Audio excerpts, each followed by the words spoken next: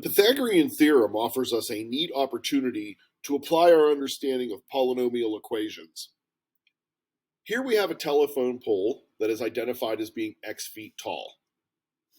X plus 4 feet from the base of the pole, there is a wire anchored that is 20 feet long that is helping support the standing of the telephone pole.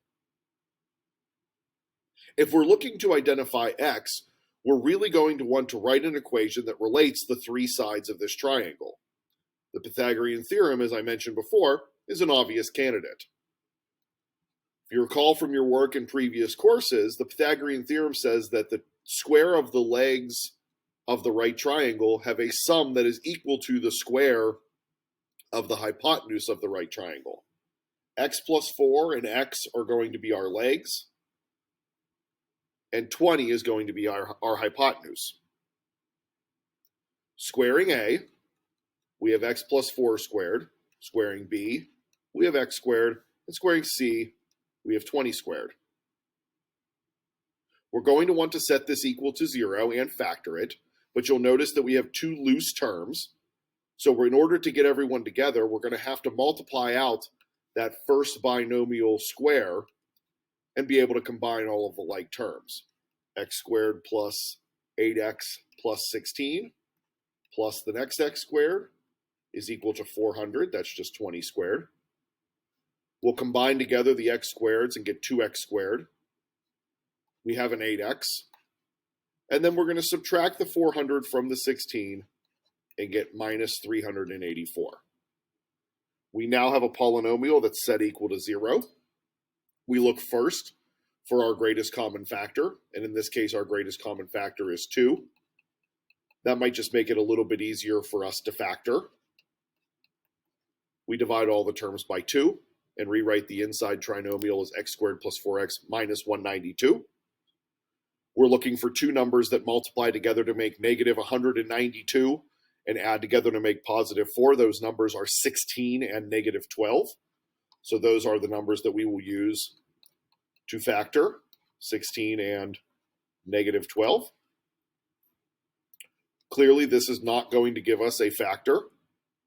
This is going to have an answer of, a solution that's going to have an answer of negative 16, which isn't going to help us. We're talking about the lengths of the sides of a triangle.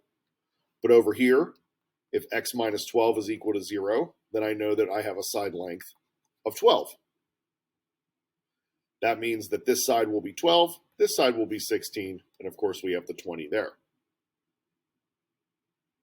The reason that I show you this example is not because it's overly challenging. Once you get to this point, it's not unlike any other factoring that you might have done where you needed to solve. The reason that we went through this example was because of this step right here. A lot of people think that when they have the polynomial written like this, and they just move the 400 over there, and they write a line that says this, that they are done. And you could not be further from the truth. Remember that when you're using the zero product property, you need everything to be involved in some kind of multiplication. There just needs to be factor after factor after factor all multiplied together. That's not what we have here. We have two factors that are multiplied together right here, and technically two of them that are multiplied together right there. But then there's this separate subtraction, and then they're not combined together, but they're not being multiplied together because there's a plus sign between them. And it's not a situation that's conducive to actually using the rule that we just talked about. You've set up a circumstance up here that does not follow the tenets of the zero product property. So you need to make sure that you actually get it into the form that looks like this. The Pythagorean theorem is a neat application. It works when you're talking about polynomials just like it did when you talked about integers the first time you learned about it.